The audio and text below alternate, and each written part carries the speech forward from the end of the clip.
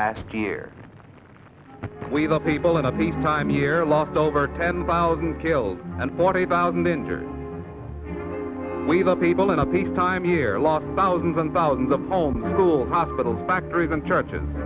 Losses the nation can replace only at tremendous cost. In peacetime, we the people on thousands of our farms lost buildings, equipment, and harvests.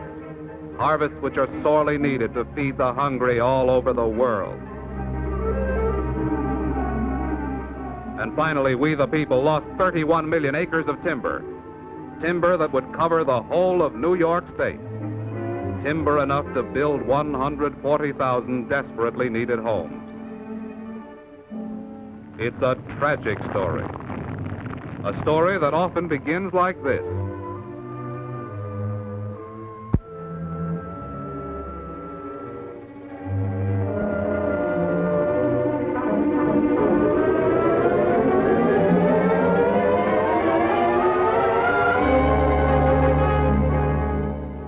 Or maybe the story begins like this.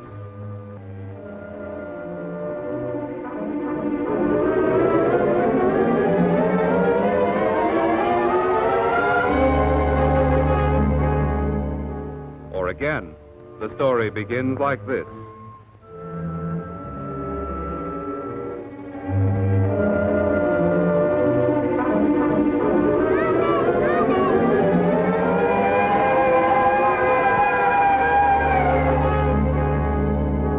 Here's another way the story often begins.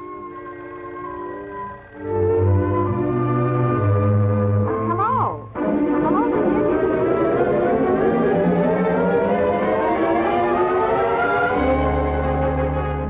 And here's still another beginning.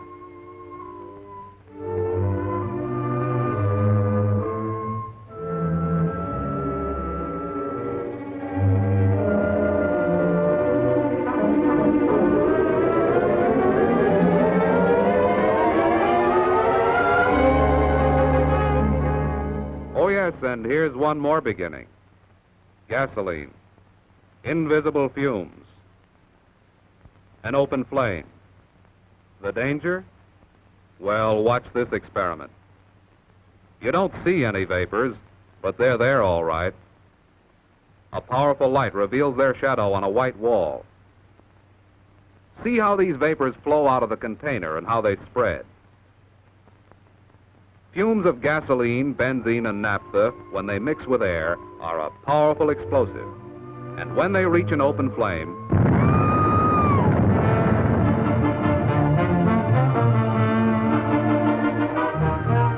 every minute of the day and night, all year long, there's a fire.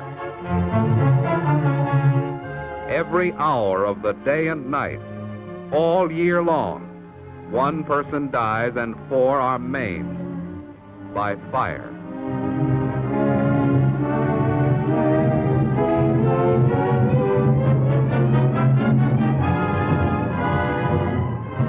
And each year the record is worse than the year before.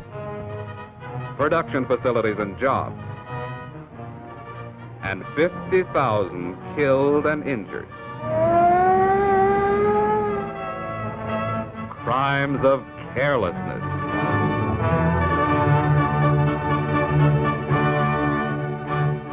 But we, the people who commit them, can also prevent them. Don't put out cigarettes in waste baskets. Have ashtrays, or better yet, smoking stands. A lot of them, and use them. You can smoke in your car. It's safe. But don't throw the butt out the window and destroy another 500,000 acres of forests. Don't let your child maim himself. Even safety matches can be plain murder in the hands of a youngster. Ask yourself how you'd feel if your child... Well, you get the idea. And electrical appliances, they're perfectly safe to use.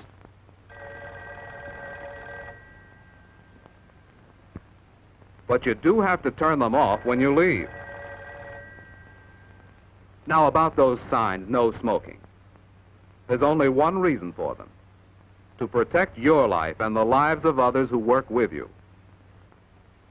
If you can't take your things to the cleaners, do the next best thing and use only cleaning fluids approved by the underwriters' laboratories. They don't explode.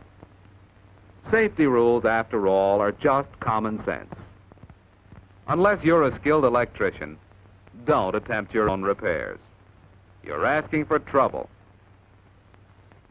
Defective cords and plugs.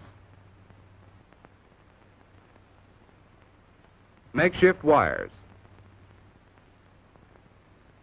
And extension cords under carpets and rugs are bad fire hazards. You're asking for trouble, too, when you let rubbish pile up in the basement, in closets, or in the attic. Junk burns too easily. And electric lights are a lot safer to see by than candles or any other open flame. Another common sense rule is to have your heating plant put in good condition at least once a year before the heating season begins. Oil burners, stokers, furnaces, stoves, and pipes that don't work right cause a lot of fires every year. And that fireplace you like so well, keep it covered with a metal screen.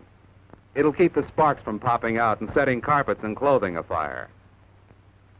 And don't smoke in bed. You went to bed because you were tired, so you'll probably fall asleep. Too many people have gone to sleep forever by smoking in bed. Stopping fires is a matter of following simple rules, but observing them would avoid 3 fires out of 4. You can be sure that the men whose job it is to protect your life and property will welcome your cooperation. You're protected by expert fire departments, by well-trained men, always ready on a moment's notice to come to your aid. And this is their ammunition: water. And pumping stations distribute that water to hydrants all over your community. And up-to-date fire alarm systems bring the firemen to your house in a matter of minutes.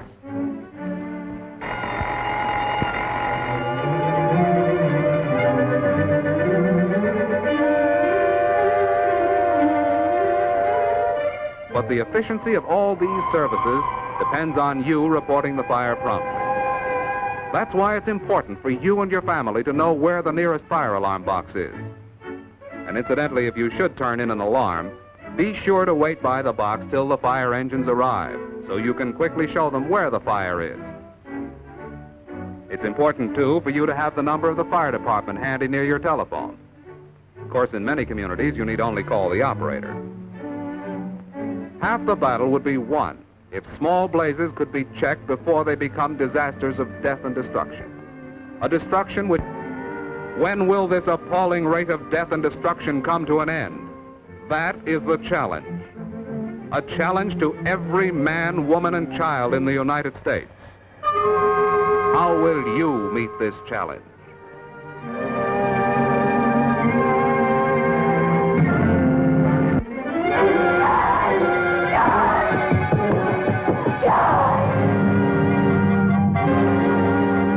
Fire, the fifth horseman, brings death to one American every 48 minutes. Fires last year killed 11,000 people, made 400,000 families homeless, destroyed property worth $700 million. 3 fires out of 4 never would have happened if their victims had followed only the simplest rules of safety. Clear out the fire hazard in your cellar. Have your heating equipment inspected. Always leave cigarette butts safe. Throw away worn electric wiring. Keep the phone number of your fire department in plain sight. Find out the location of your nearest fire alarm box. Stop fire, the fifth horseman. Join now and... The street waving a loaded gun, slap him in jail in a hurry. Every passenger car, every truck and bus with a smooth tire is potential dynamite, and it may be set off any minute. Sudden death rides with the driver. He's a real menace to his community. And any tire dealer who, without at least a warning, allows a motorist to drive out of his place of business with worn, unsafe tires is equally guilty. He, of all people, knows the dangers facing that driver. If he doesn't strongly urge the driver to put on safe tires, he is failing in his duty to that motorist. and his duty to the community. And you in the audience who are members of the American Legion, I can talk to as man to man. You fought the big war for the safety of the world, and I urge you to fight this safety war too, to take an active part in it for the safety of this country, for the safety of the women and children who are so uselessly killed in automobile accidents. And I urge every person in this audience to do their part in helping to win this most worthy of all wars. And you, the Goodrich dealer, can and should play a big part in winning this war. The company you represent leads the crusade for safety, has pioneered safe driving, stressed it for years. Now they're organizing for this biggest of all wars, the war on unsafe tires. And we have with us C.B. O'Connor, Commander-in-Chief of the Goodrich Soldiers, who will fight this war. He will tell you how to do your part in fighting this battle. General O'Connor. Thank you. You've painted a vivid picture of the war we fought abroad and the war we have to fight here. America will never forget the part you and your fighting ship played in winning the Great War. It is my hope that we of the Goodrich Army can do as good a job in winning the war on unsafe tires.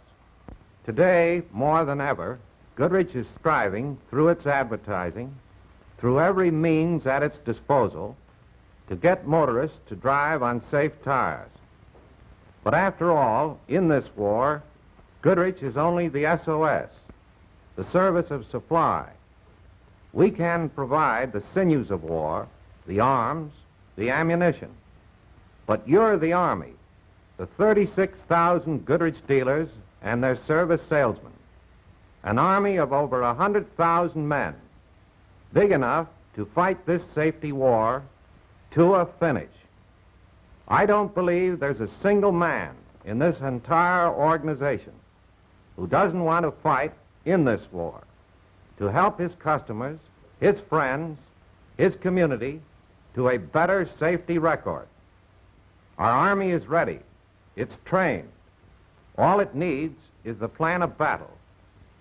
Goodrich has supplied that.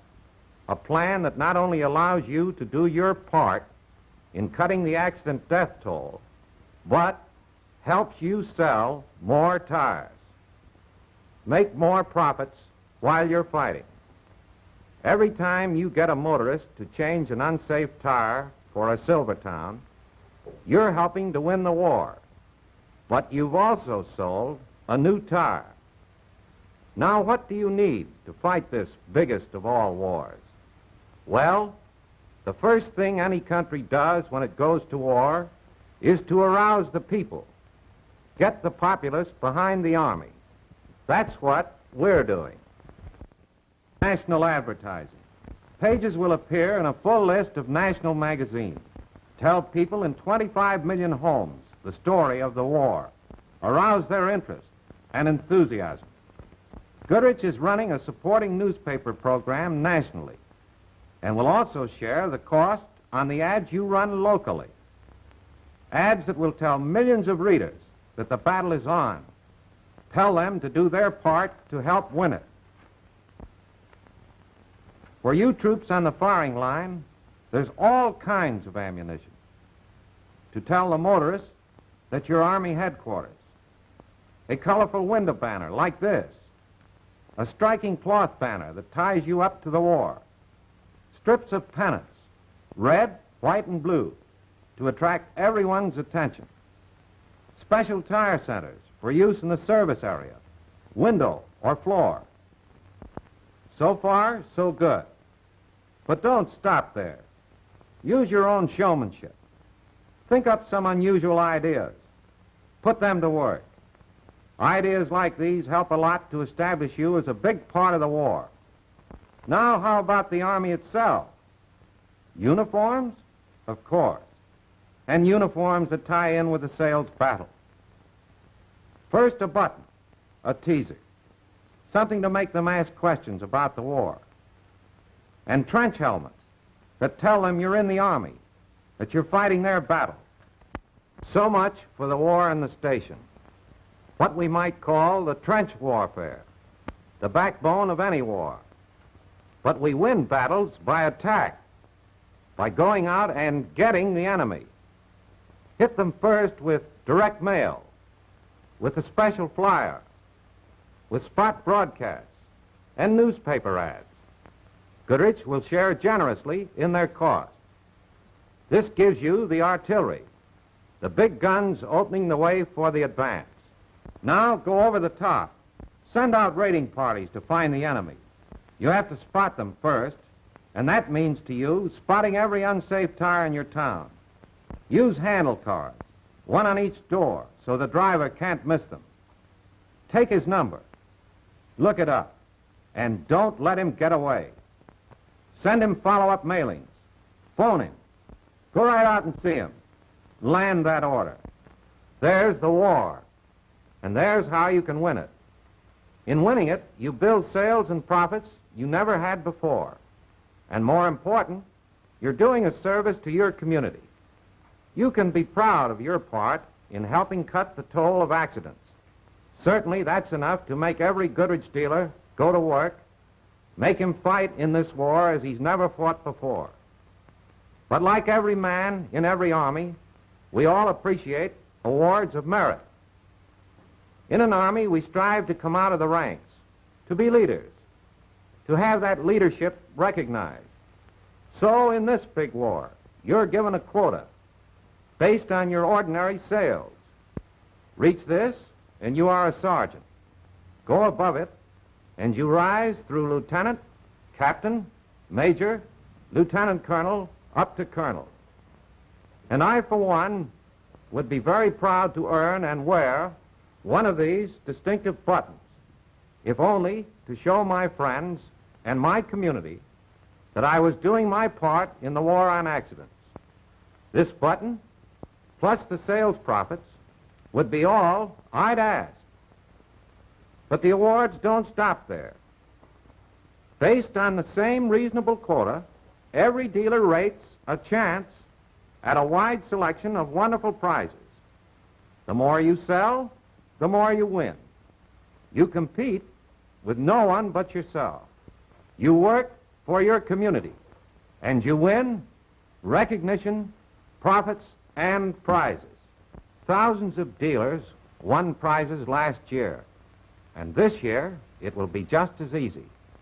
With better business conditions, higher incomes, everything operating in favor of more sales.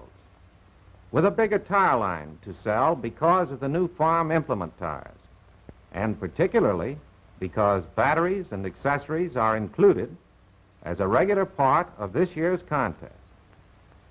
Gentlemen, I strongly plead with every one of you to join this war today, to fight as you've never fought before, and to win, not because you'll win valuable prizes, not because you'll double or triple your sales and profits, but because you'll be doing your community and the country at large a real service.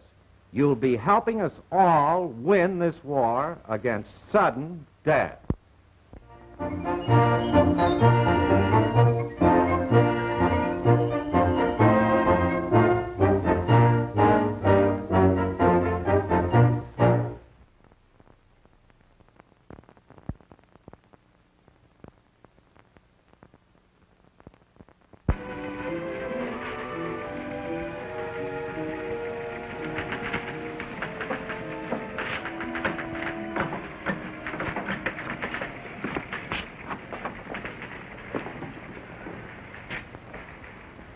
Oh, hello, Neil.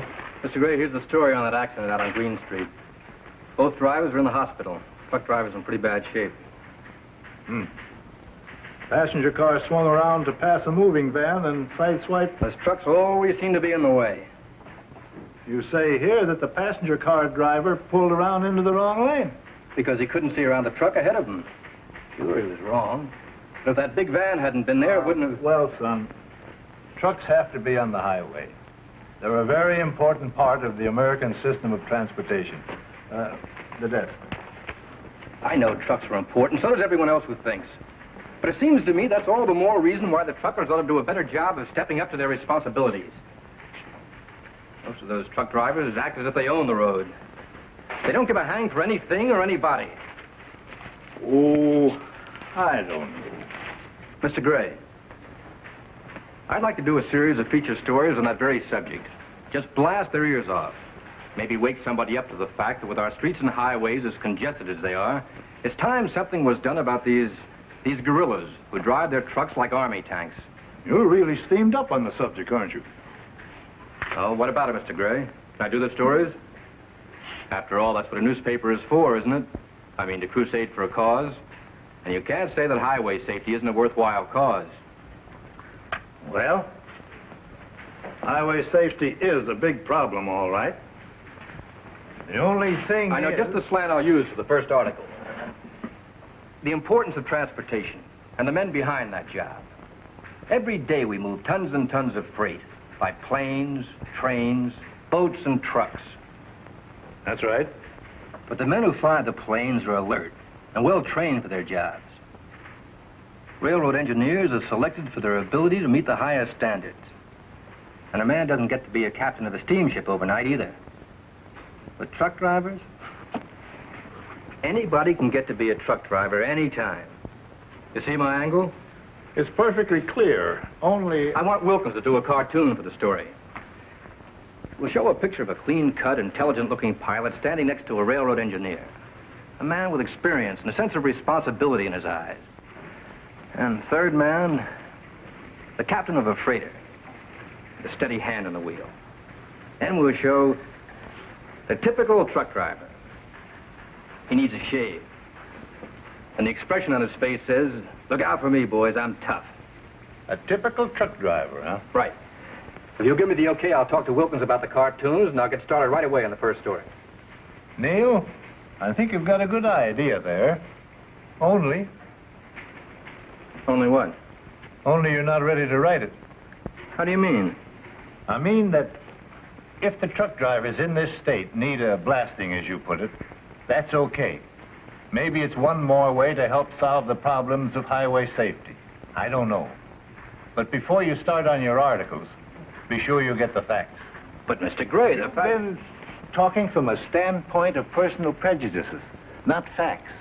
And that's a dangerous attitude for any citizen to take on any subject.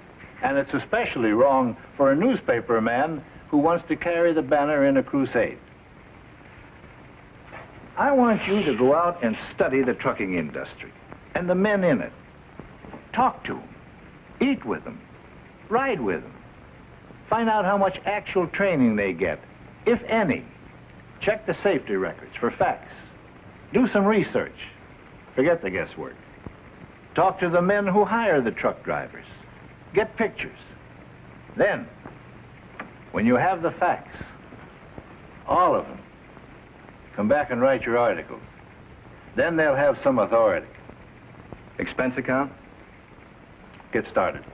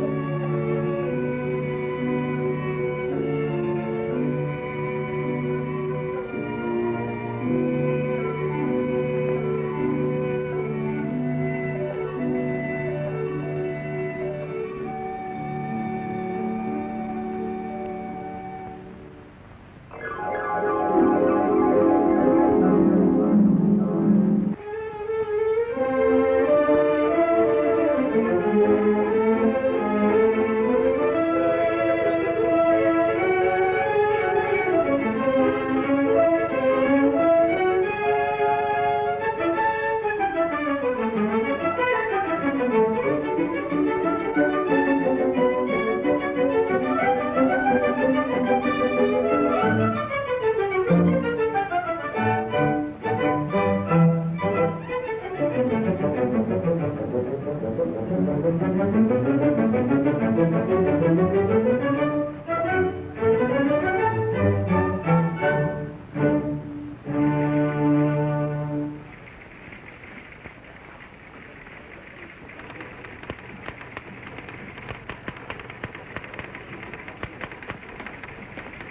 of a Truck Driver by Neil Hobart. If you'd ask the average citizen what, in his opinion, would be a true portrait of a typical truck driver, the answer would usually run to one of two extremes.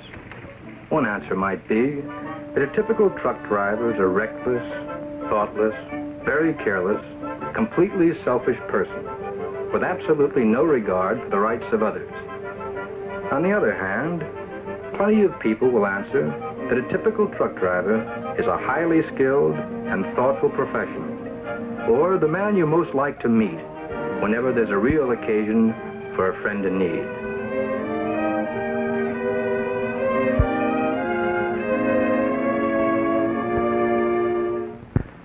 And the reason for the two extremes in those answers is that the average person will usually notice and remember only incidents that are outstandingly bad or outstandingly good.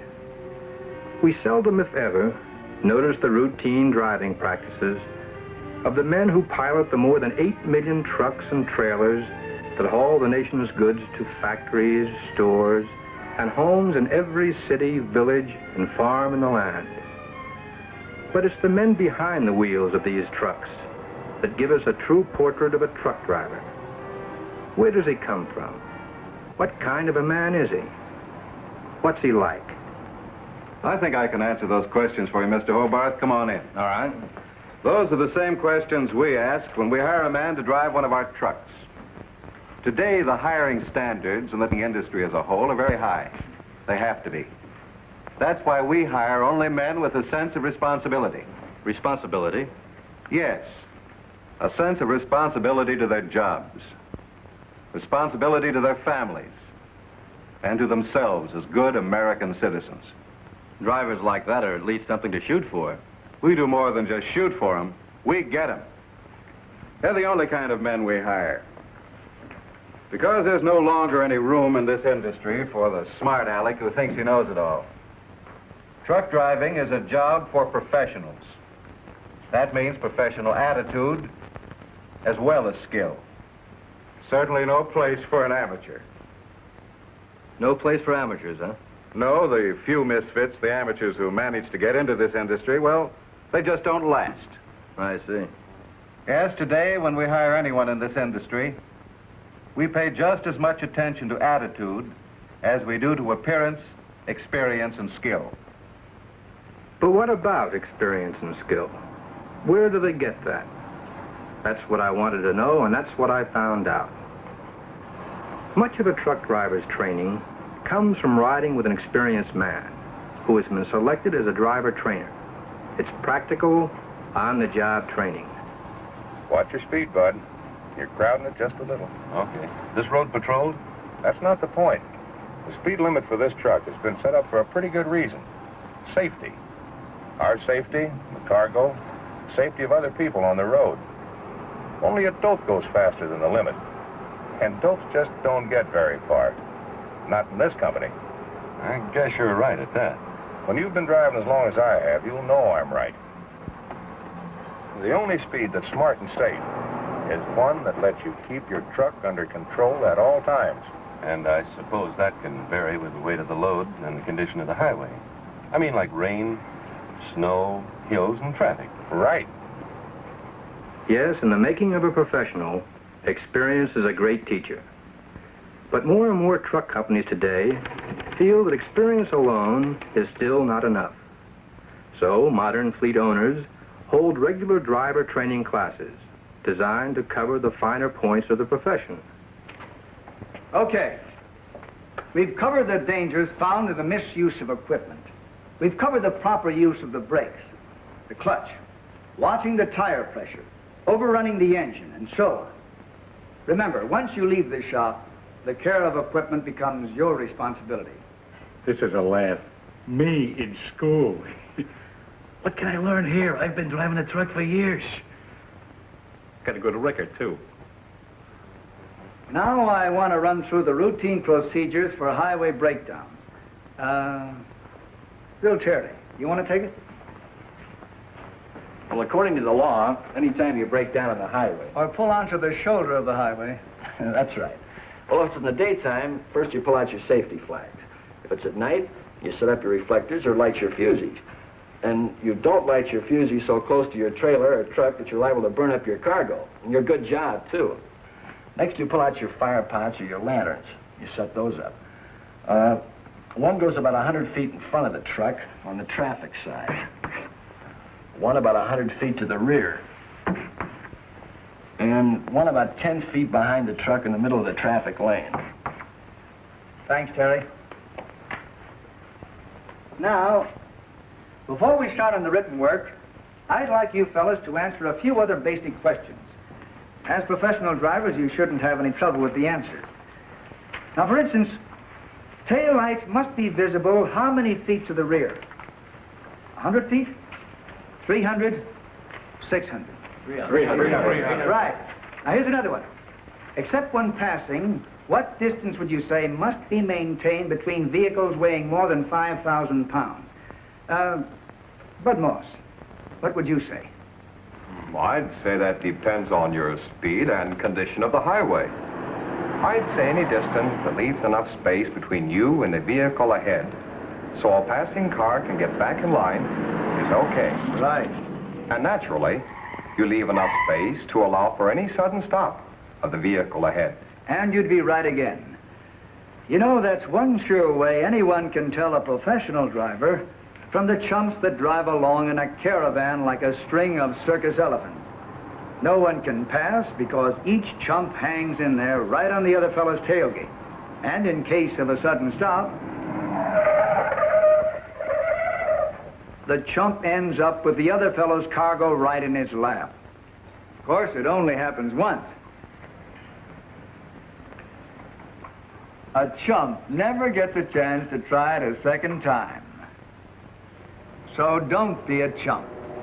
Always maintain a safe distance of at least 500 feet between yourself and the truck ahead. Now, here's another question. What are 4 things in proper sequence that you must do in turning left at an intersection not controlled by a police officer or a traffic signal? Don Baxter, what do you say? 4. Well, I'd say make a hand signal first, and when it's safe, make your turn. It's only 2. Gee, I guess I don't know all the answers at that. All right, here they are again.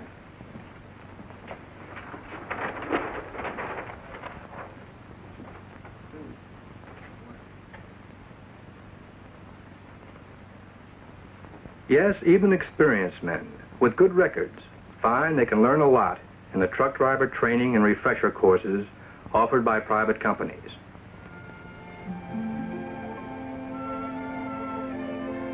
You see, Mr. Hobart, the purpose of this 3-day course is to refresh drivers' minds on the laws, safety practices, and just about everything else that has a direct bearing upon their jobs as professional truck drivers.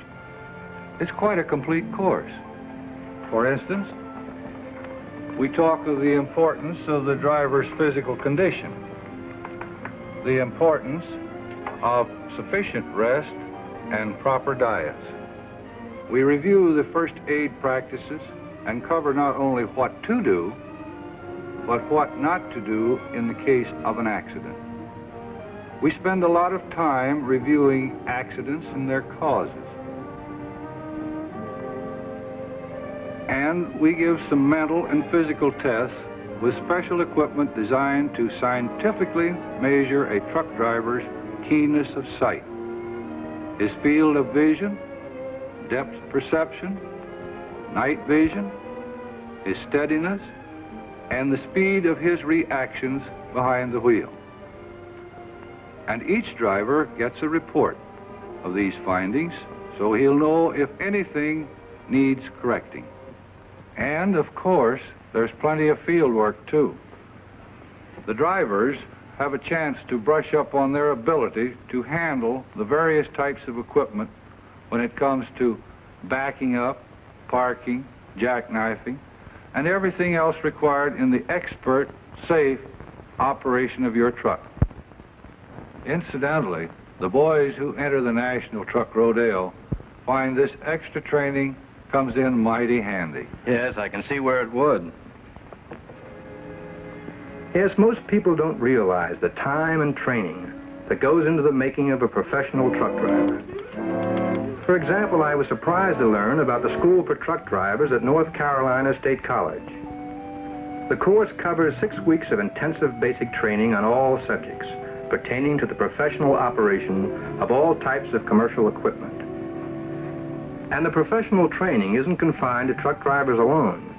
30 colleges and universities throughout the country offer courses for fleet supervisors, the men responsible for establishing and maintaining the professional standards. Yes, all this is part of the making and supervising of a professional truck driver. And what are the results of all this training? Well, after some difficulty, I finally received special permission to actually ride with some of the professionals to see for myself. And this is what I found out.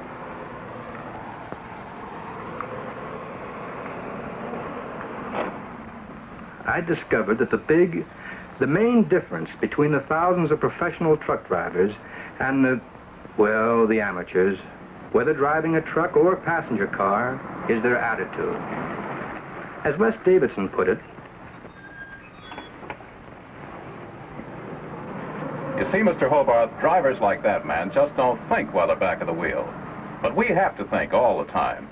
Driving a truck is a serious and darn responsible job. You bet it is. The only way we can keep our jobs is to think.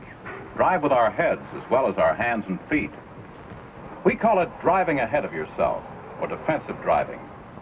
It means using your head and leaving plenty of room up front in case you have to stop. Like now, you can make a smooth stop. And the start can be just as smooth. It's a lot easier on your truck, your cargo, and yourself. So that's what you mean by driving ahead of yourself, huh? Sure. If you figure out in advance what's liable to happen, well, then you're ready for it when it does. driving ahead of yourself, I discovered, is the mark of the true professional. It's the same thing that marks the professional in any field. And you can certainly see plenty of evidence of it at World Series time. Each man thinks ahead, anticipates the possible play, and when it happens, he goes into fast action. Unlike the amateur, he never has to say, "What do I do now?" No, sir. The professional is mentally alert, ready in advance for split-second action. You can see it on the professional football field, too. Maybe the signal calls for a forward pass, but the back has been thinking ahead, anticipating a possible breakthrough by the opposition. So, when it happens, he's ready to run instead of pass. Most athletes know the rules of the game they play. Most any athletes with practice can master the physical requirements like throwing, hitting, running, riding, and so on. But the difference between most any athlete and the stars, the professionals, is that the top-notchers always think ahead, anticipate the play. They're ready to act before it happens. They play heads up. And so it is with a professional truck driver. When approaching a traffic signal, he anticipates the change and slows down to a smooth stop. Only the amateur driver doesn't anticipate the possibility of meeting another amateur on the road. No professional driver would ever try to pass on a curb or a hill because he drives defensively and anticipates the possible approach of another vehicle.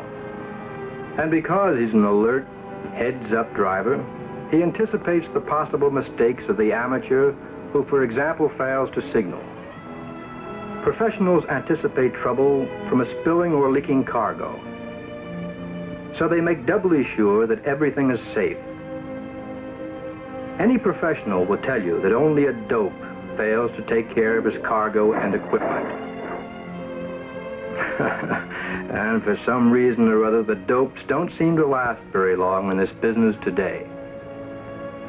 And it's a good thing, too, because dopes like the driver who isn't smart enough to get enough rest, the dopes who concentrate on beating instead of keeping the law, the amateurs who like to play cowboy on the highway, are the boys that, unfortunately, people notice and remember. Just as they also remember acts of outstanding courtesy on the highway. But as for the millions of professional drivers who, without calling attention to themselves at all, transport the nation's goods over our streets and highways, and the heads-up men who day and night do a vital job and do it with top efficiency and courtesy, well, those are the men we just take for granted, just as we do any professional who goes about doing his job as it should be done.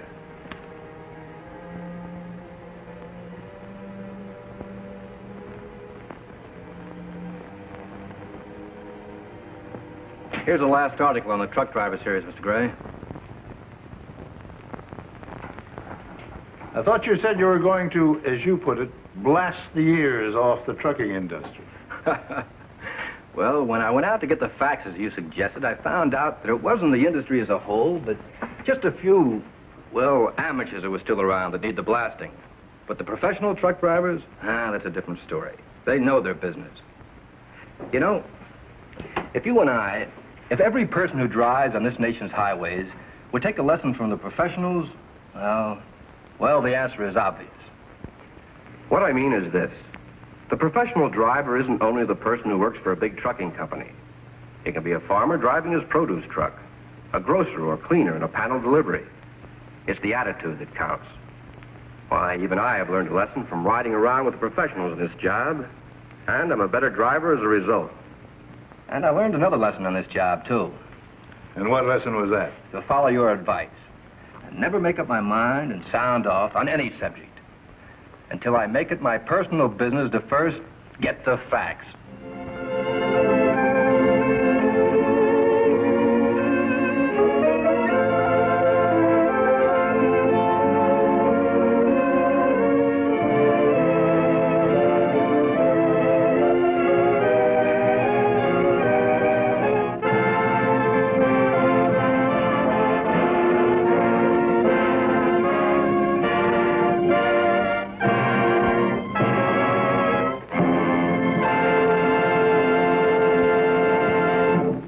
This film is dedicated to Happy, who gave 9 years of his life as a guide dog.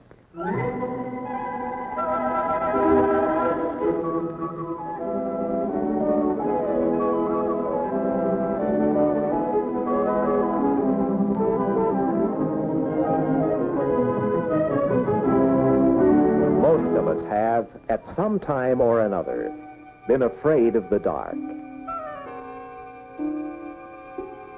Every 20 minutes of every day, another American is plunged into total darkness, and blindness is no respecter of persons. Did you know that there are approximately 350,000 blind people in the United States? While it is true that a relatively small percentage of these people use guide dogs, it is also true that there are only 3 training schools west of the Mississippi. And it is also true that one blind person may use 3 or 4 guide dogs during a lifetime. These are the eyes of a friend, the best friend of Daisy Fleming. They belong to a fellow named Muggs. His life is dedicated to his mistress in a very special way, for he is an eye dog, and his eyes must work for 2. Muggs was once a happy, carefree boxer with a loving family and nothing to do but eat, sleep, and play. From the day the trainer looked him over and accepted him as a guide dog candidate at the Eye Dog Foundation Training School, his life took on a serious meaning. He now had work to do, and he enjoys his new life with a purpose. Because of their size, disposition, temperament, and other qualities, Shepherds and Boxers are the breeds most often chosen for this work. Where do these dogs come from, you ask? All our dogs have been donated by interested citizens like yourselves. Puppies are placed in foster homes with 4-H'ers, Girl and Boy Scouts, future farmers of America, or any home where he will be given proper care.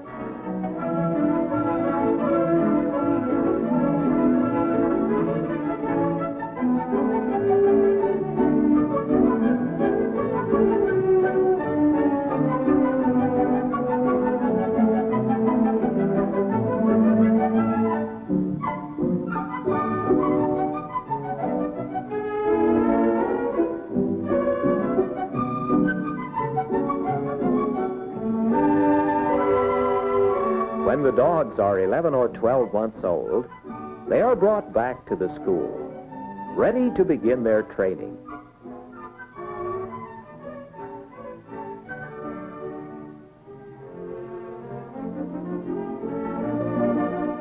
These prospective guide dogs learn to heel, fetch, sit, stay, and obey commands.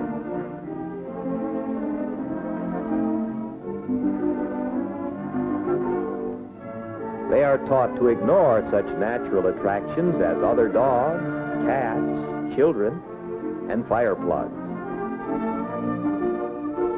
They are taken to nearby towns where they are taught the rules which will enable them to protect their blind owners in traffic and in other everyday situations.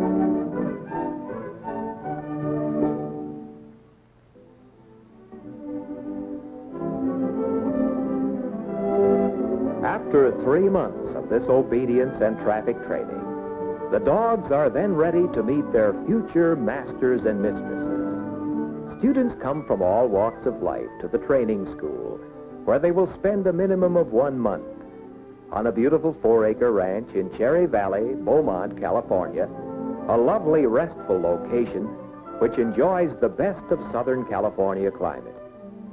Here, in this home-like, cheerful atmosphere, they meet and enjoy the companionship of other students, and together they work out many of their similar problems. These associations often end in lifelong friendships. The beginning stages of the students' training are on this well-equipped obstacle course at the training school.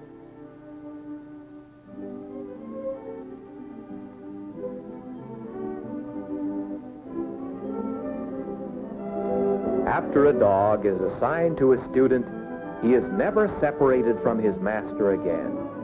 They eat, sleep, work, and play together. This, then, is the pattern of their lives from this day forward.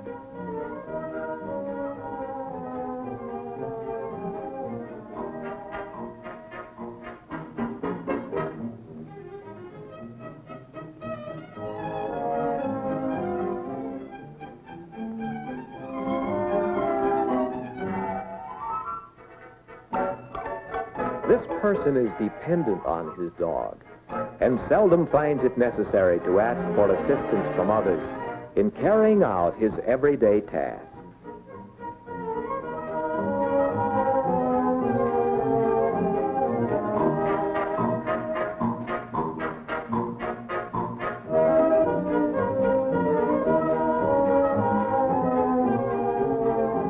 Dogs and students, working together, carry out the training principles the dog has learned during the 3 months prior to meeting the blind student.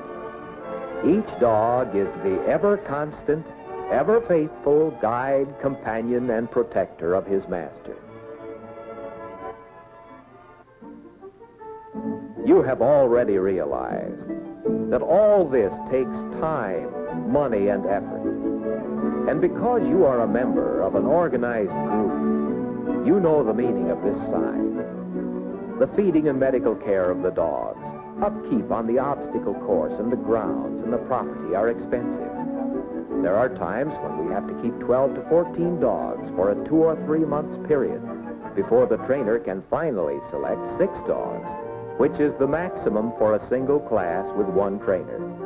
The students, too, must be housed, fed, and cared for while in residence at the school, during which period the housekeeper matron, as well as the state licensed trainer, must be on the premises 24 hours a day while the students are in residence. Utilities are expensive. Costs are involved in sending out letters of appeal, processing applications from blind people, maintaining the files and records, keeping up the extensive correspondence, keeping the public informed through adequate publicity, such as newspaper articles, radio and TV, and booths at county fairs. Accounting and recording of donations received. All this is included in the $1,500 to $2,000 cost involved in graduating each blind student and dog. Where does this money come from? We've found that the most productive and least expensive way of raising necessary funds to operate the school is through appeals to clubs and organizations, donations from individuals through wills and bequests.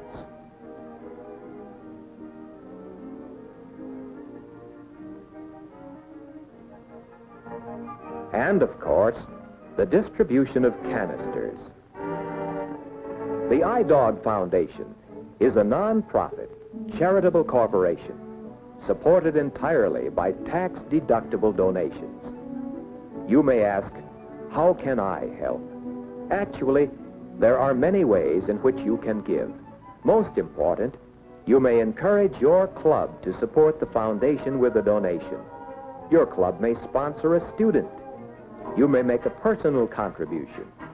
You may make a gift of a dog or give a puppy a foster home. You may volunteer to work in your community when asked to do so. These people have graduated from fear to freedom because people like you cared enough to give. It is estimated that 90% of the blind people with guide dogs become self-supporting members of our society. This is true of Lily Kraft, who helps her husband operate their trailer park in San Bernardino, California.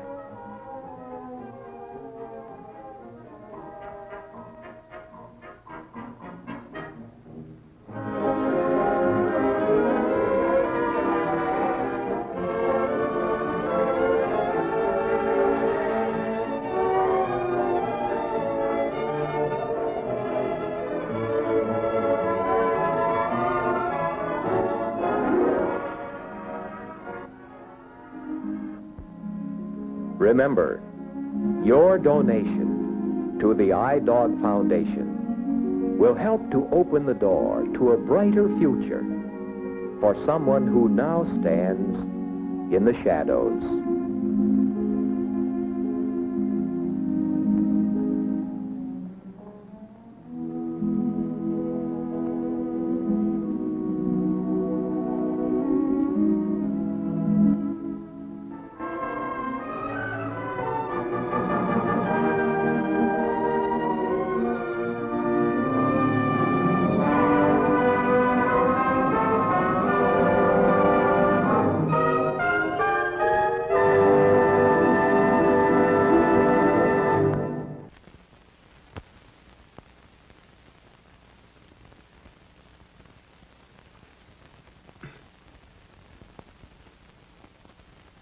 Rural areas have special problems of rat control.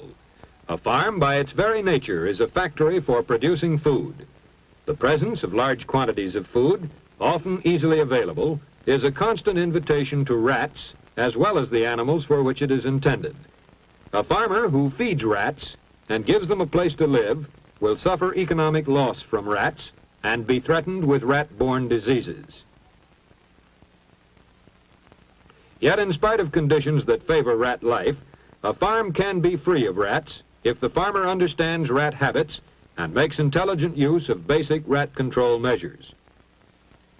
Each farm is an island of rat life. Rats generally stay on a farm as long as there's food and harborage. They rarely migrate to another farm.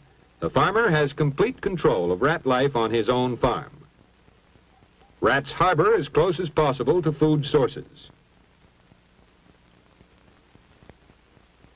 A corn crib built on or near the ground provides both harborage and unlimited food for rats. Wooden feed bins like this one in the cow barn are made to order for rats. They gnaw through the wood with ease, which gives them an unlimited supply of food, much to their liking.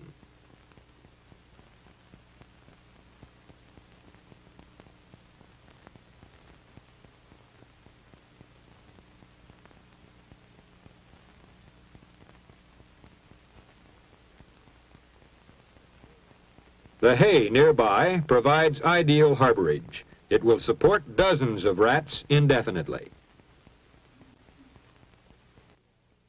This chicken house provides harborage in the walls and under the wooden floors and a plentiful supply of both food and water.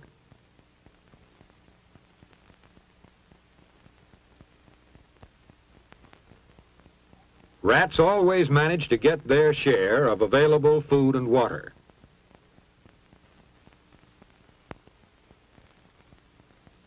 Rats thrive in open hog feeding areas. Food is plentiful, usually in pleasing variety, and the rats frequently live in burrows near this food supply.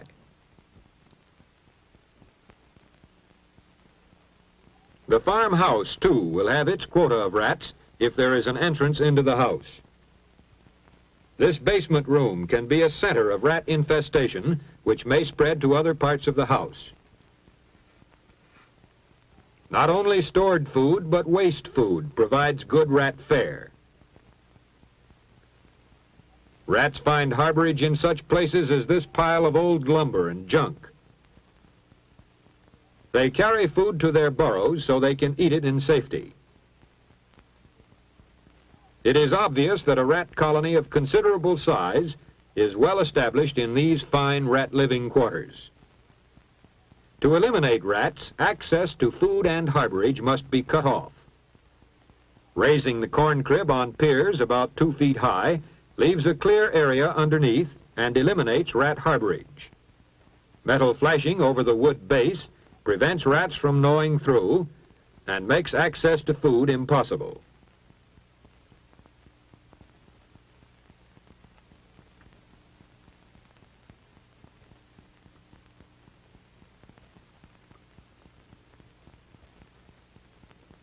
The feed bin in the cow barn can be rat-proofed by putting metal flashing on all the gnawing edges.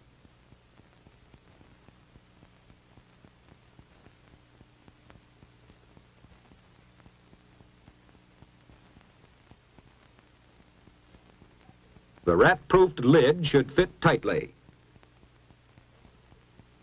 With the bin rat-proofed and no spillage, the rats must find other food.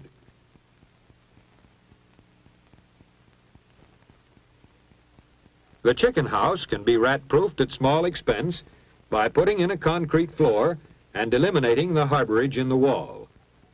No rats can live under the floor nor in these open walls.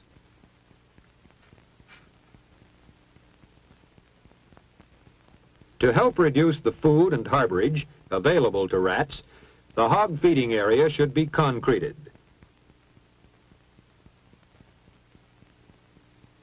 Uneaten food or waste should be carefully removed every day.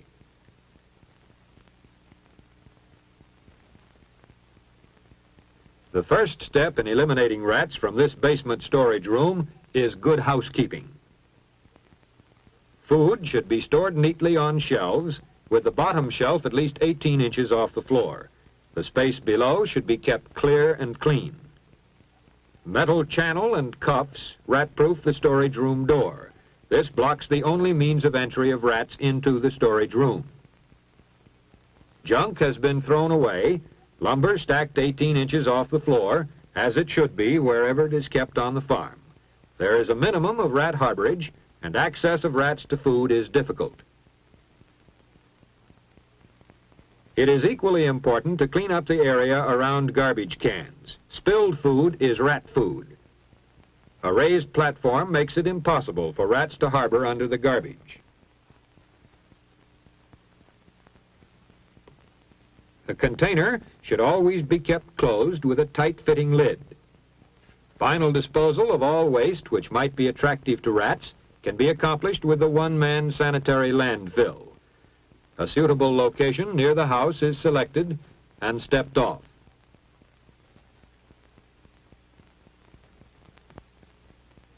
The sanitary landfill is a trench which can be dug by hand or any power tools available. It should be at least 3 feet deep, 2 feet wide, and as long as necessary. Each load of waste material should be compacted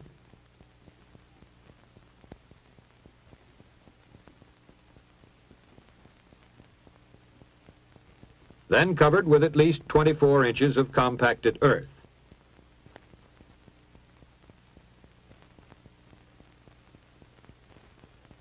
Any long-range plan of rat control requires elimination of rat harborage everywhere on the farm and cutting off the food supply. Existing rats should be killed.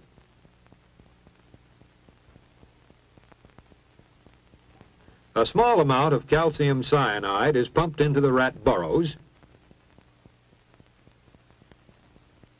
then dispersed into the burrow system with air.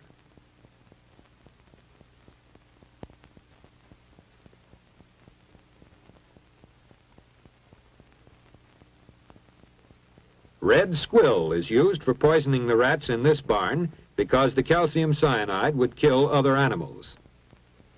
The red squill is mixed with rolled oats and, for variety, fresh ground meat. Each kind of bait is rolled into a paper package called a torpedo for convenient handling. 1 torpedo of each bait is placed at every baiting post along the rat runs. Always use plenty of bait, better too much than too little. The board keeps other animals from finding the poisoned bait. Red squill is an emetic and is safe for all animals that can regurgitate. Rats cannot regurgitate, which makes red squill almost a specific rat poison. It kills in 36 to 72 hours, and the rats usually die in or near their harborages.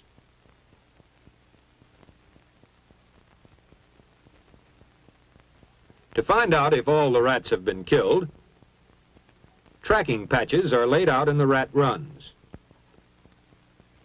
Ordinary commercial talcum or flour can be used. The tracking patches are laid at several places where rats are likely to travel. For example, in the run leading back of the feed bin, and another by the hay. Tracking patches are used because natural rat signs age so slowly that it would take weeks to check on the rats any other way.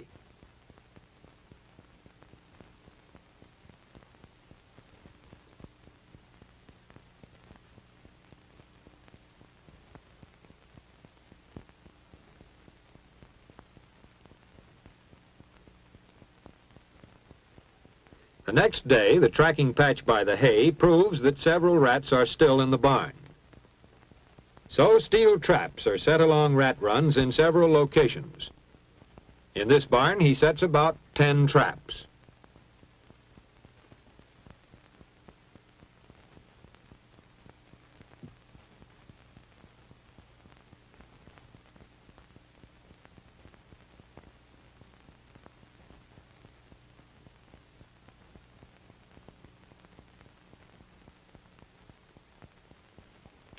The rats may not get caught in the steel trap, so the tracking patches are smoothed as a check against the rats which might be avoiding the trap. A rat does get caught in the trap by the hay. The next morning, the farmer checks the traps.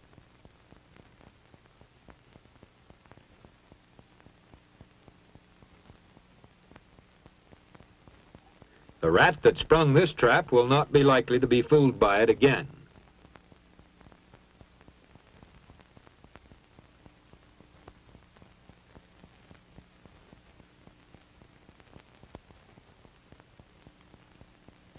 The farmer replaces it with an expanded trigger trap, which is an ordinary wood snap trap with an enlarged trigger.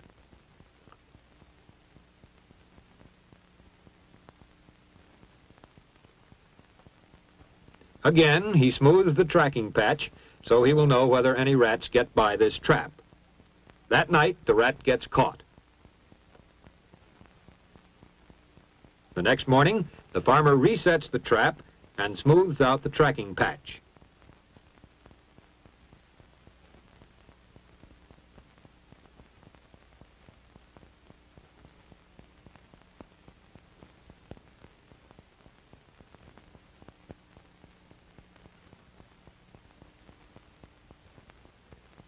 If no rats are caught for several days and there are no tracks in the tracking patches, the barn is considered rat-free. Although the food storage room in the basement has been cleaned up and rat-proofed, these droppings show that some rats remain to be killed. Since red squill has been used here already, an alternative rat poison is warfarin. When warfarin and a dark discoloring agent is mixed with cornmeal, it is tasteless and odorless and readily accepted by rats. In this basement, the farmer will set out at least 2 bait boxes with warfarin. The boxes are placed in the rat runs.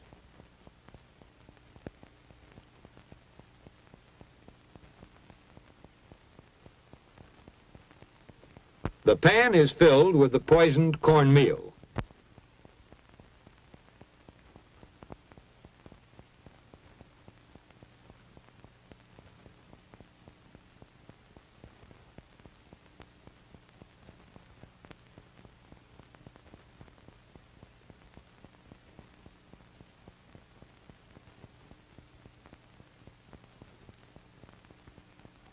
Tracking patches may be used to find out if rats are refusing to enter the bait box.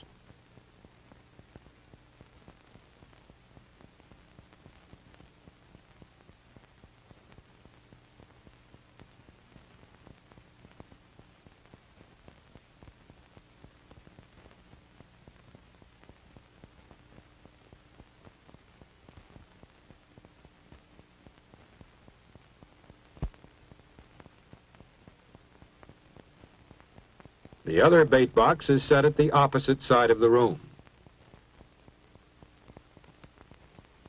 The effect of warfarin is cumulative. The rats must feed repeatedly on the poison for from 5 to 15 days before they die. They usually die in about a week. This cumulative effect of the poison over such a long period is a safety factor for other animals that might eat the bait. No rat signs after 4 or 5 days is a reliable check that the basement is now rat-free. Once the farm is free of rats, it must be kept that way. Frequent inspections for rat signs should be a part of the regular farm routine. Rat control is a part of good farming. It costs money to support rats, and every rat is a threat to the health of the people on the farm. Deny rats food and harborage, many will die and the rest can be easily killed. Check every building and feed bin on the farm, and rat-proof all of them. The procedure is the same all over the farm. Leave no place for a single rat to live, and find ways to take away his food supply. Outside and inside, keep every place clean.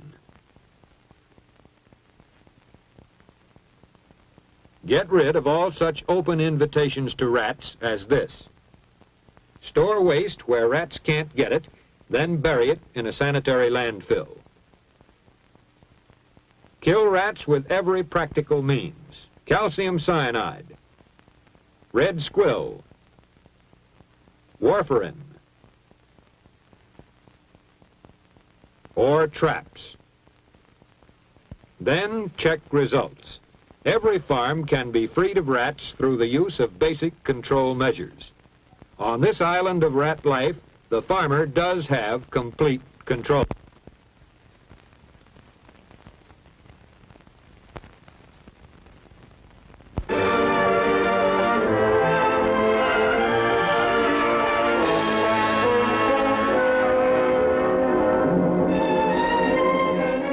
Medical self-help is an emergency measure to be used only in cases of sudden or extraordinary misfortune. If people require medical care in the course of normal, everyday living, they should always be treated by a doctor.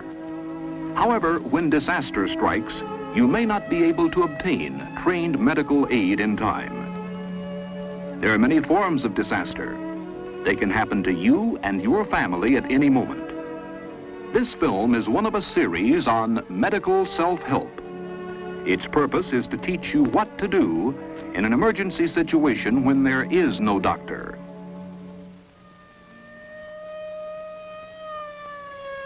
Modern hospitals provide the utmost in specialized facilities and services for the sick and injured. One of the most vital of these is the ambulance service. Ambulances are used not only for the fast transportation of patients, but of greater importance for their safe transportation. Safety in moving and handling injured persons is a responsibility shared by everyone entrusted with their care, doctors, nurses, and orderlies alike. But suppose there are no doctors, nurses, and orderlies. Suppose a disaster takes place in which scores of people, perhaps most of the population of an entire city, are left without professional medical help, without even the skilled help of police and firemen. Among the victims are persons with fractures, burns, lacerations, internal injuries, and various degrees of shock. They have received emergency medical treatment. Fractures have been splinted, bleeding has been stopped. Measures have been taken to combat shock. The problem now is to transport the injured to shelter. Suppose it is your problem. How would you go about it? One victim has a broken leg, which has been splinted. He may also have a broken back. Another is in deep shock caused by excessive blood loss. This child has a head injury. Bleeding has stopped, but there is danger he may have a fractured skull. This woman has a foot injury. It does not appear serious, but she cannot walk. Remember, you cannot call for an ambulance. You do not even have a stretcher. But these people must be moved to shelter. It is your responsibility to decide who must be moved first and how he must be moved. Victims in deep shock should be moved first, for they are in critical need of shelter and warmth. Those with controlled bleeding and splinted fractures who are not in shock can be moved later. You must improvise a stretcher out of any available material. If you have a blanket or tarpaulin, lay it flat on the ground. Now lay a pole across the center so it extends several inches beyond each edge of the blanket. Lay a second pole parallel to the first, with a margin of blanket beyond it. Fold the margin back over the second pole. The weight of a victim on the folded back margin will prevent it from slipping. Whenever you move anyone by means of a stretcher, bring the stretcher to the victim. When two people lift an injured person onto a stretcher, one supports her head and back, and the other supports her hips and legs. Remember, she is in shock. Keep her warm. Keep her quiet. Keep her flat. When carrying a stretcher, the bearer in back should be out of step with the one in front. This prevents jogging and provides a more comfortable ride. A blanket stretcher can be made without use of poles. To do this, lay out the blanket, tarpaulin, rug, or other suitable material. Fold opposite lengthwise edges into a tight roll. These provide a solid grip in place of poles or other supports. 4 persons may be used when lifting the victim onto this type of stretcher. 3 kneel alongside, and a 4th positions the stretcher beneath him.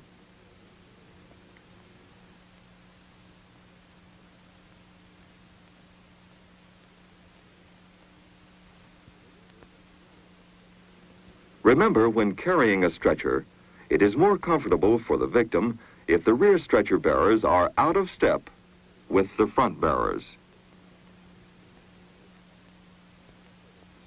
This child has a head injury. Bleeding has been slowed by a loose dressing, but there may be a skull fracture. He must be moved to shelter. And you do not have a blanket or any other wide piece of material. But you do have a jacket or suit coat or a shirt. You can make a good stretcher out of these garments by turning the sleeves inside out. Pass a pole through the sleeves which extend along each side of the inside-out garment. Smooth tree branches or garden tool handles may be used for the poles. Remember, only the sleeves must be turned inside out, with the poles passing through from the top to the bottom.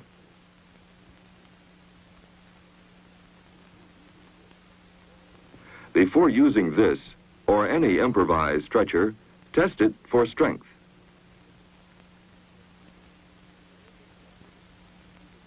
Carry the stretcher to the victim, not vice versa. This type of stretcher provides the strongest support at the top and bottom of the garment.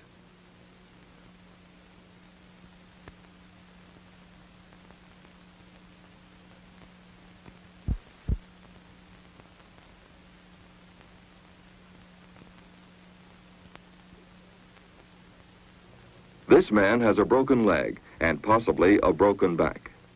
Any movement of broken bones in his spine may damage the spinal cord and possibly paralyze or kill him. He has been instructed to lie quietly and not to move. But you must move him. He must be taken to a place of shelter along with the other casualties. When carrying him, his back must be supported by something rigid, something that will immobilize his spine, such as a door. You will have to improvise long strips of suitable binding material, strong but soft. Even though blankets may be scarce, it is worthwhile tearing one into strips. The strips will be needed to tie the victim securely to the rigid stretcher to prevent movement of his body during transportation. If he should fall off or even be severely jolted, serious and possibly fatal injury could result. Always bear in mind a basic rule in giving emergency care to the injured. Be careful not to inflict additional injury.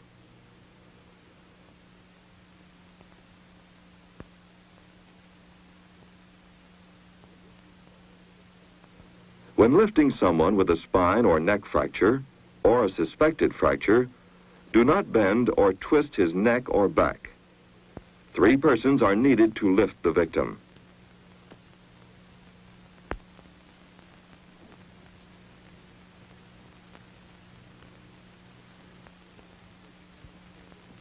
When he is positioned on the stretcher, tie him down so that he cannot roll or slide. But make sure the ties do not cut off circulation or press against any injured part of his body. Do not hurry. Haste makes hurt.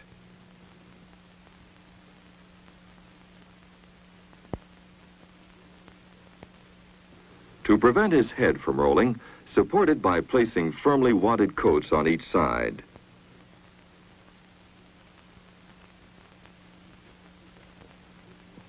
Do not forget that his life may depend upon the manner in which he is moved and transported after serious injury.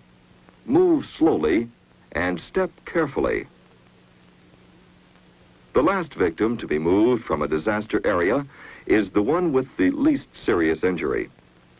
If a stretcher is not required, use a manual carry, especially if she does not have to be transported very far. A useful carry is provided by each rescuer clasping one hand about his own wrist and clasping his other hand about his companion's wrist. This is called a 4-hand seat carry.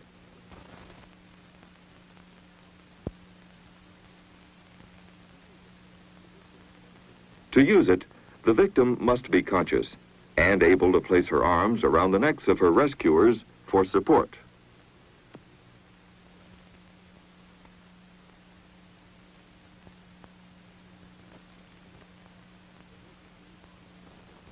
Emergencies are unpredictable. In the event of fire, explosion, earthquake, or some other disaster, you may be the first and only rescuer to reach a victim. If he must be moved from danger, drag him along the ground. Use a rug, a blanket, a drapery, or a coat. If nothing else is available, drag him by his own coat. But do not move the victim any farther than necessary, just enough to escape immediate danger. Then you must examine him to determine the extent of his injuries, and you must provide emergency treatment for his injuries. Remember, examine him, give him treatment before you move him. If you cannot get help, an unconscious person can be moved short distances by means of the fireman's drag. Straddle him and tie his wrist together.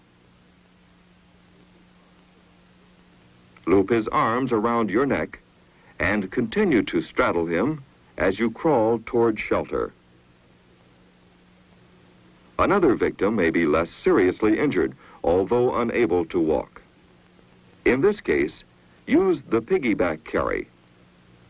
Help the victim to get to his feet without putting weight on an injured limb. Turn around and pull him across your back. Take your time and watch your step as you carry him to shelter.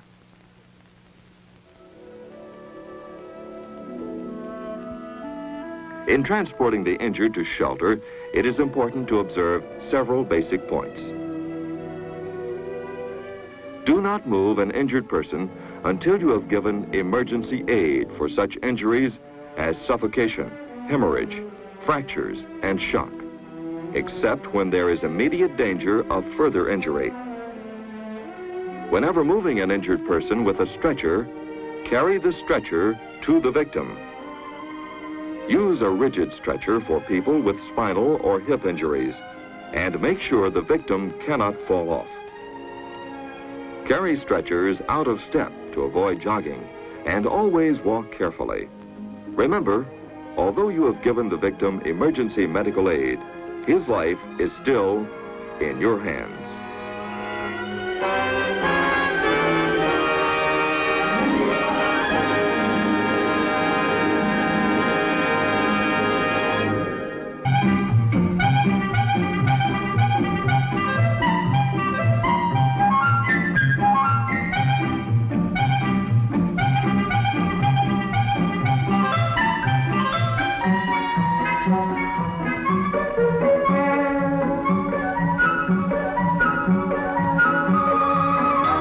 This is the story of Theobald T. Throckle. Theobald doesn't know it yet, but this is destined to be the strangest day of his entire life.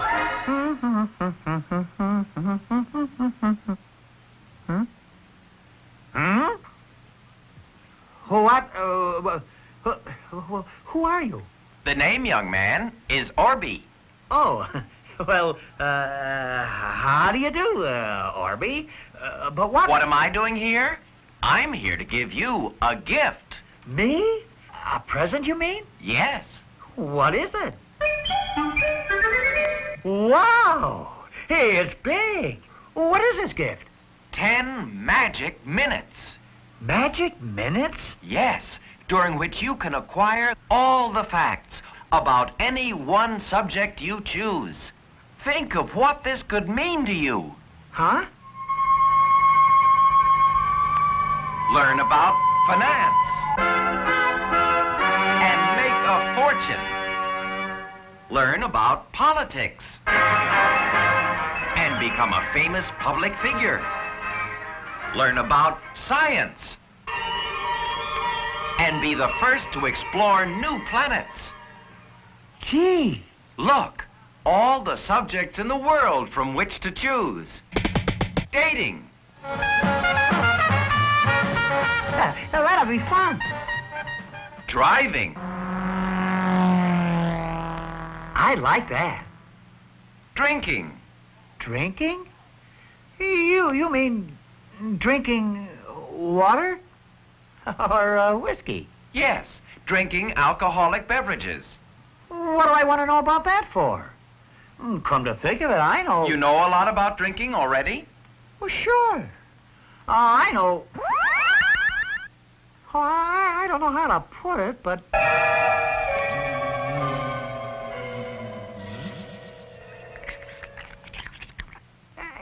You can't get drunk on beer. Yeah, that's what people say. And, oh, yes. Drinking makes you feel stimulated. Besides, I've heard that liquor is good for medicinal purposes. Isn't it? Sure, I've heard lots of people talk... Hey, where'd he go? Oh. Hey! What's that? My fact or fancy meter. We're going to find out whether a lot of the things you hear about drinking are fact or fancy. Golly! Remember what you said before, that you can't get drunk on beer? The fact or fancy meter will prove whether that's right or wrong. Which of these contains the most alcohol? This bottle of beer, this glass of wine, this glass of whiskey. You've got 5 seconds to answer, Theobald. Get set, go!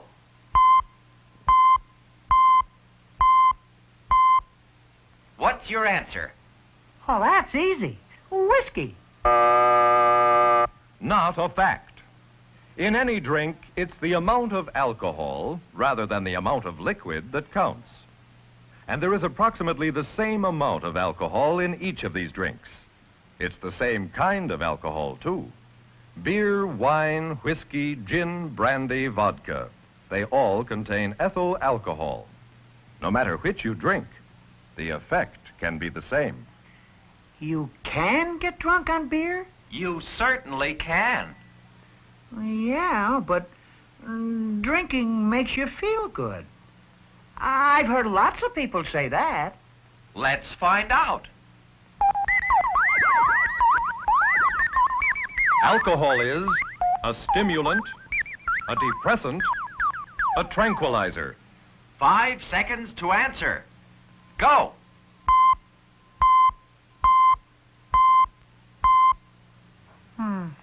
If alcohol does make you feel good, then it's a stimulant. The truth is that alcohol is a depressant. Hey, wait. People who drink claim they feel so, happy. Alcohol can fool folks into thinking they're stimulated.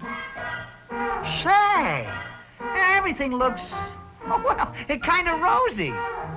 Yes, after a couple of drinks, you're liable to think you see the world through rose-colored glasses. But... now things look fuzzy. Yes. Shortly, your vision, hearing, and reflexes all become dulled by alcohol. Besides, how do you suppose you look to the world? Your steadiness decreases. Whoops! You become louder, more talkative. What do you mean? Who talks louder? You become clumsy. Your speech is slurred. Say, I can talk as plain as anyone.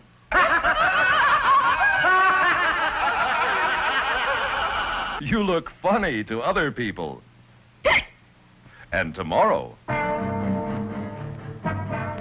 some people call it a big head, others a hangover.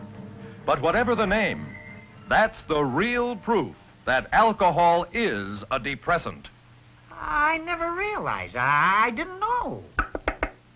100 years ago, alcohol was used as an anesthetic. It has a narcotic rather than a stimulating effect. doesn't that prove that liquor is good for medicinal purposes? That's a question for you to answer. Authorities agree that alcohol has great medicinal value, moderate medicinal value, very limited medicinal value. Pick your answer.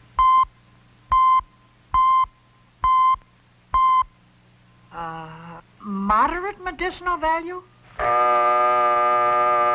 Very limited medicinal value. The American Medical Association says this: alcohol is not a specific or cure for any disease. Not even for snake bite? No.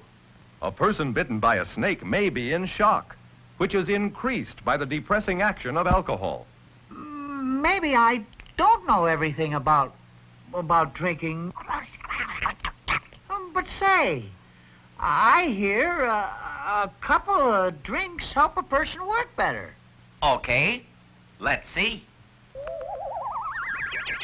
After one highball, typists in tests averaged more errors, fewer errors, the same number of errors.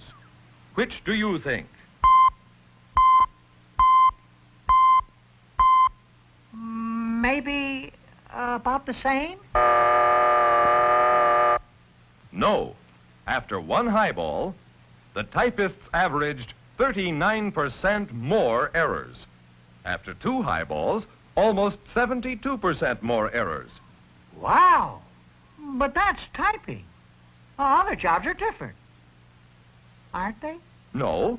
Of 200 different studies made by psychologists and physicians, not one showed that alcohol ever helped the people tested work better or faster.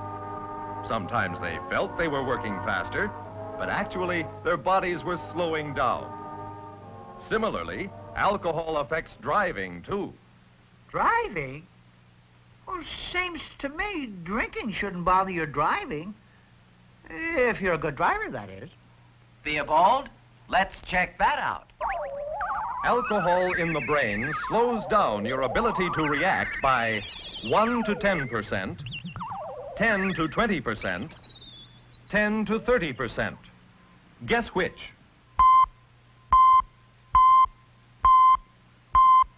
I give up. Look, 10 to 30%. Here's a car going 35 miles an hour. A child darts into the street. Will the driver stop in time? No matter what he does, his car will travel certain distances before stopping. Reaction distance, the time it takes to get his foot to the brake. And braking distance, the time it takes the brakes to stop the car. At 35 miles an hour, this is 39 feet plus 78 feet. A total of 117 feet before this car can stop. Now let's go back for a repeat performance, with just one difference. Yes, the driver has been drinking. It will take this driver 10 to 30% longer to react. That means his car will travel from 4 to 12 feet farther than before.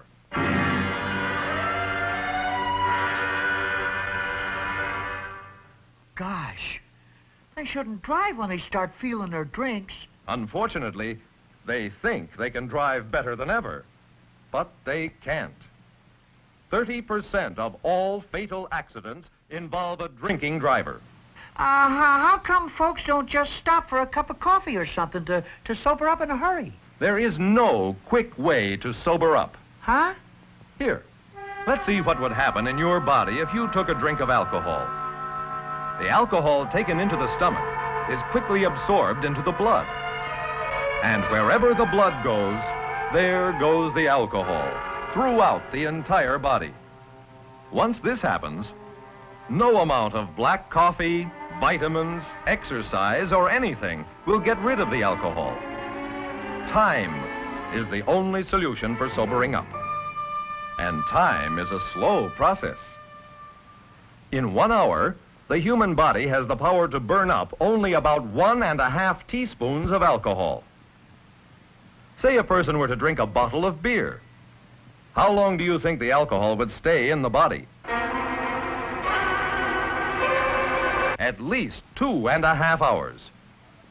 Now, 2 cocktails. How long do you suppose this alcohol remains in the body?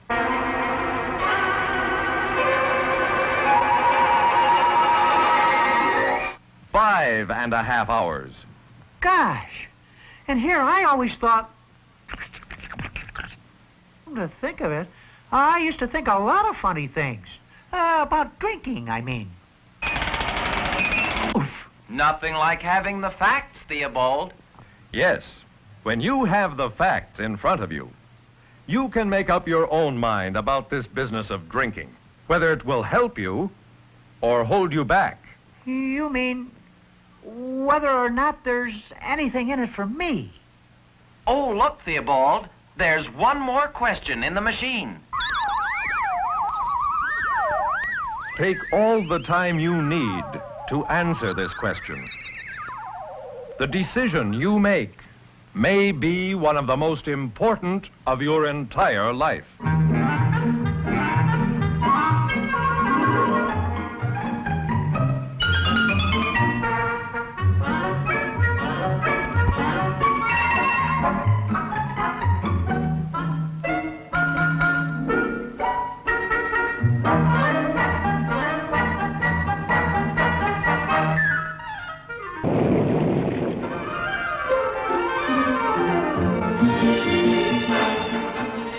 All life is interdependent. These are natural dependencies: physical, mental, social, spiritual. A deficiency in any of these areas can create the climate for abnormal or false dependencies.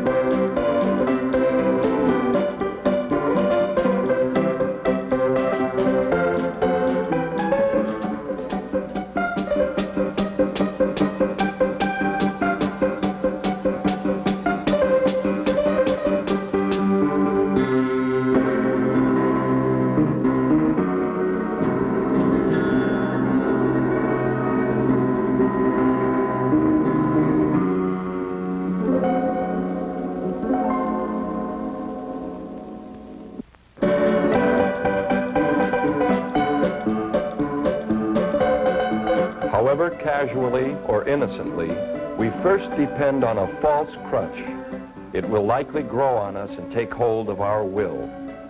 It is always harmful, sometimes fatal.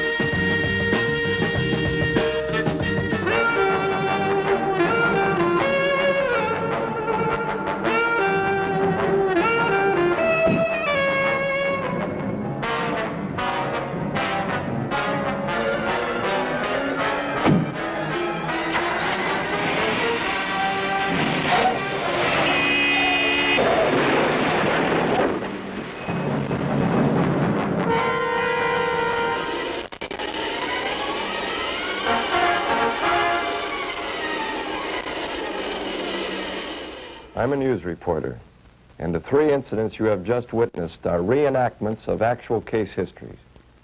Of course, they are only part of the story, a part of the iceberg above water, as it were. But what lies below the surface? What causes people from all walks of life to choose a self-destructive negative way of life when there is so much that is wonderful, exciting, and positive all about us? As a reporter, I went below the surface to take a look at the dark world that lies there. I'd like to share with you the experiences of these 3 people and see if we can learn easily what they learned the hard way. Naturally, all names are fictitious to protect the innocent. First, there was Beth. That was over a year ago. I was 17 then. Well, actually, that's not quite right. The marijuana smoking began then. But things had been going on for a long time. Things that, well, sort of led up to all that. We live in a pretty nice part of town, suburbia. You know, the usual. 2 cars and the whole bit. Dad had promised me one for my next birthday. But that's another story. Dad's an accountant for a big company downtown. Actually, he's more than an accountant. He's a vice president, too. Mom's an activist, I guess. Clubs and charities and bridge. You know, the usual. I don't mean to sound neglected. Yes, I guess I do. Anyway, something was wrong. Mom was always on the phone or dashing off to some meeting or something. I never seemed to get through to her in the last few years. It used to be we had lots to talk about, but no more. And since Dad had become a vice president of his company, he was busy too. Meetings and parties, and most of the time Mom went along to the parties. Used to be Dad would take us out to dinner once a week. But now he had a lot of responsibilities, and his mind was always off on some business or other. I know I sound sorry for myself, but that's the way I felt. I hated coming home to an empty house so often. It wasn't that I wanted Mom and Dad around all the time, but it got so they were never there when I needed them. And I had a lot of problems in my senior year. So, there it was. No communication. Of course, Mom and Dad thought I had my own friends, and I did. But with home like a sort of hotel, I started staying away more. I began to go out with Billy, and we really liked each other. Not just boy-girl stuff, but we really enjoyed each other. At least, that's the way I figured it. Of course, my schoolwork suffered. Whew, I neglected my homework all the time. And then suddenly, it seemed like I wasn't having any fun anymore. I was miserable, and so was Billy, and we didn't know why. But I still couldn't seem to find any time to talk over things at home. I didn't even know what it was that was wrong. I just wanted to talk to my mother and father about anything. Then one day, Billy got some marijuana at school. It's not hard to come by, just ask. I was a bit nervous, but I was determined not to show it. I almost succeeded. After the first one, there was no difficulty. It was a regular thing after that, day or night. It helped me forget school and the problems I was having, so Mom and Dad had more important things to worry about. So what? Of course, the next day there was still no communication with Mom and Dad, and school was still there, and nothing was really different. It was worse, because I had the feeling that time was whistling by and I wasn't really accomplishing anything. Well, marijuana took care of the problems again for a little while.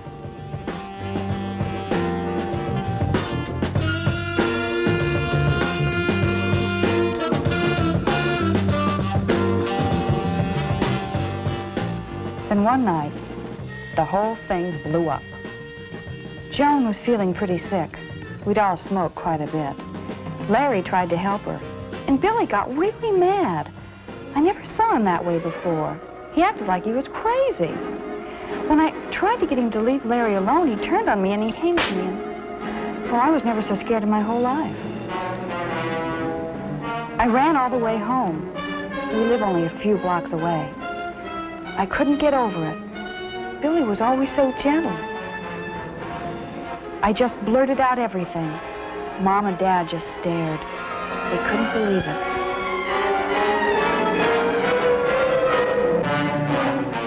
Their daughter? Marijuana? We went into the house and had the first good, honest talk we'd had in years. Frank had a good, solid family background and an excellent record in school and college. He graduated with top honors and joined an architectural firm as a draftsman. Until that time, the future looked very good indeed. Then Frank began to drink. I don't recall having any special problem. I mean, when you drink, you're supposed to be running away from some problem. I didn't have a problem. Of course, the crowd I went around with, they all drank, and I would have felt left out of things, and, well, there it is, my problem. I wanted to be one of the boys. I wanted to conform. Of course, I didn't realize it was a problem at the time. You never do. I used to eat lunch in a restaurant around the corner from where I work. I'm a draftsman in an architect's office. Usually I ate with my buddy Dan from the office. But this day was different. I was with the new receptionist, Mellie. And right off the bat, we liked each other. And that was the first of many dates. Mellie was only 23 or so. She seemed a happy-go-lucky sort of girl. Her husband had been killed in Vietnam, and she had a 2-year-old baby. And she drank quite a bit. But then so did I, so that was okay. All Mellie wanted to do was go out. All her money, and some of mine, went on the babysitter and clothes. Oh, she admitted it. She couldn't bear to be alone. But she loved the baby. She'd kiss it and hug it before she went out. But that was it. Mellie never wanted to give herself time to stop and think. Well, I should talk because that was the way I'd gotten myself. But the difference between Mellie and I was that she knew she was miserable, and I didn't. And so we kept on the treadmill, parties, and when there wasn't a party, we sat in some bar and talked, and sometimes listened to each other, but with less and less clarity. My work suffered after a while. I missed a few days, not many. Mostly I was just late, usually on Monday mornings. I made more mistakes, and that really bothered me. I always took pride in my work, but I couldn't or wouldn't stop and take stock of what was happening. Mellie would often say, "Let's not go out tonight. Let's go back to my place, and I'll cook you the best meal you ever ate." And she did, too, quite a few times. But not without drinking. We depended on a drink for so long that we felt self-conscious without one. Oh, we'd try to talk, but it was awkward. Without a drink, we couldn't communicate. We couldn't handle the honesty we felt when we weren't high. It was easier to ignore problems and hope they'd go away. We didn't really get drunk very often, just enough liquor to kill the pain. What pain? The pain of stopping, looking around you, seeing where you were going, and maybe admitting that you were headed in the wrong direction and had already wasted a lot of time. We kept saying tomorrow, next week, but sometimes there's only today or tonight, and you've lost your chance. That's the way it was with Mellie and me. We planned to have just one drink. I'd had a rough day at the office, and then we were going someplace nice for dinner. But by the time we sat at the bar, Mellie had decided she wasn't in the mood for dinner out. She hadn't been sleeping well. She just wanted to go home and get some sleep. So I suggested she have a couple of drinks. It would help her sleep better. Well, a couple became 3, and we called it quits.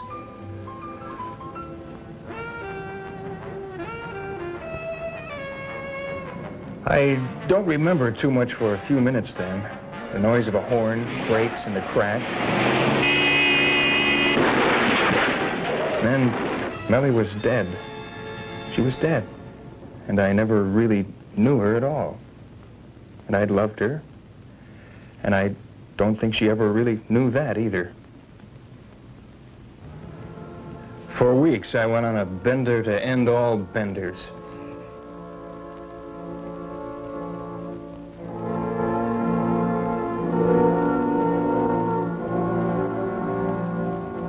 And then, one morning I woke up and noticed that there were leaves on the tree outside my window.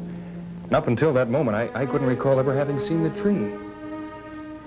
And I remembered how Mellie had loved trees, and I wondered why we'd never taken a walk in the park. I decided it was now or never to change my values, my direction, to change my life.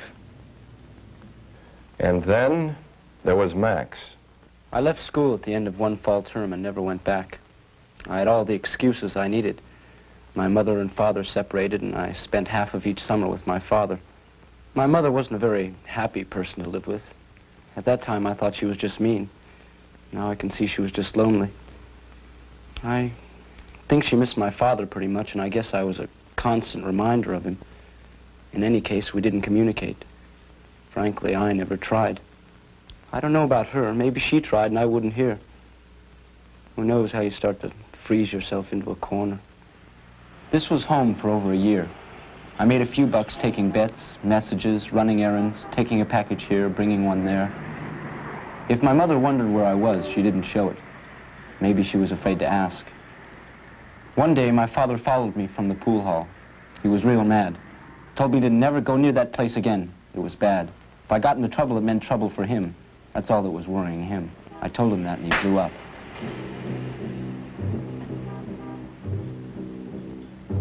Right then and there, I decided I'd really give the old man something to worry about. I knew one of the men I ran for was hustling heroin. I'd never even taken marijuana, but I was fed up, and I was going to show the world how mad I could get. I guess at first he thought I was trying to lead in the cops. But when he realized I was serious, he just stared at me like he couldn't believe his ears. Nobody, he says, but nobody goes out of his way to buy trouble like that. Heroin is for suckers. Why did I want to be a sucker? Stay away from that stuff, he said. Can you imagine? A pusher telling me to stay away from it. My father never took that much time with me. But I was determined, and when you go looking for trouble, it's not hard to find. Inside a week, I was on heroin. Inside a month, I was hooked. For the next 6 or 7 months, I was like that. Half the time in orbit, half the time begging. I had no pride anymore. Oh man, if my father had seen me then. But I guess I wasn't as far gone as I might have been.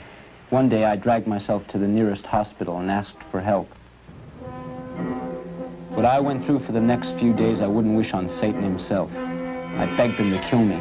I screamed and cried and begged for drugs. Any drugs now.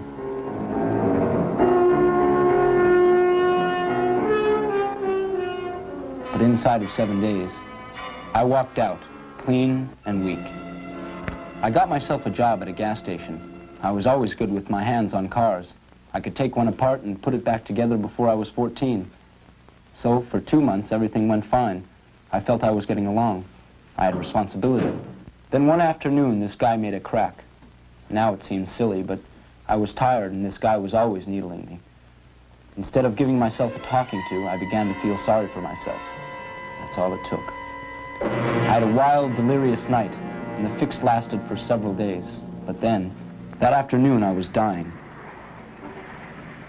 I thought 5 o'clock would never come. I needed a fix so bad, my stomach was tied in knots.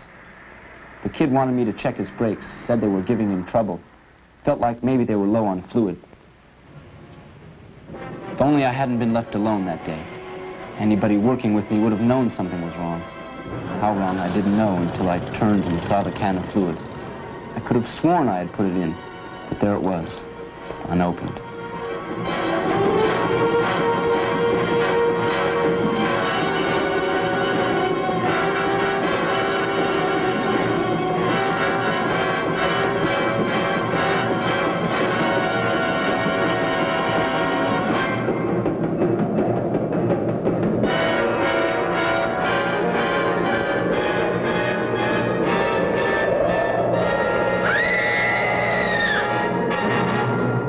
The girl lived for nearly 2 days. She told them they'd had the brakes checked. False dependencies are basically antisocial. They not only mislead the person into relying on abnormal aids, but they also alienate him from those who might otherwise help. All life is interdependent. And if any one of us is denied access, whether through his own fault or someone else's, to the natural dependencies that society and nature provide, he may well lean on false crutches that must inevitably betray him. Beth's parents, for example, relied on purely material things to keep their daughter happy. A good allowance, a new car, everything except themselves, their time, their love, their guidance. So she turned elsewhere. But today she has made a new choice, and today she's a new person. I feel like I never knew what was going on before. I've learned to be positive rather than negative, like the garden and the flowers. You know, they were always there before, but I never really saw them, and how beautiful they are. Everything is different. I don't need any crutch, as you call it. And for the first time, I actually enjoy learning.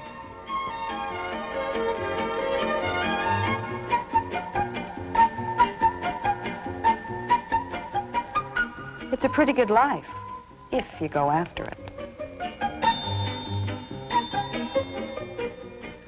Well, of course, nothing can change the past, but I've made my choice how I'm going to live my life. I'm working harder, and I think better. No more crutches, and I haven't lost any friends, at least not any that count. I've got a promotion coming up, too. It's working out. I'm on top of things now. And believe it or not, I do some youth counseling once a week. It doesn't sound much like the old me, does it? But I know the score now, and I think I can help some of these kids to give their lives meaning and purpose. Like the song says, it's a great, wide, wonderful world, but you have to open your eyes and look at it. Max paid heavily for his dependency on drugs. Several years in the penitentiary and the knowledge that he was responsible for the death of 2 persons he didn't even know. But those days are only a grim memory now, and Max has begun a new life. How goes the work? Okay. Pretty good, in fact. Like that paycheck every Friday. How has it been for you since you got out? Well, I guess I'm lucky not to be in jail for life. I still get nightmares now and then and get a craving for a fix once in a while. But when that happens, I call one of 2 numbers. Pastor Maxwell or Deputy Baker. They've both helped me, and I help other fellows any way I can. Junkies, I know how they feel, what it's like to depend on the needle. I'm grateful for my chance at a new life. I learned things the tough way. You work, you get paid for it. I like that. There's a satisfaction in a hard day's work. It's as though I'm giving something of myself. I know it sounds funny, but I have good friends now, and I'm trying to help people. It's a pretty good life if you work at it. Max, like the others, has learned that there is no substitute for the natural dependencies. We must establish a healthy, positive set of values. Learn what we can and cannot depend upon so that we may live life in all its fullness. For all life is interdependent, and the moment we recognize this,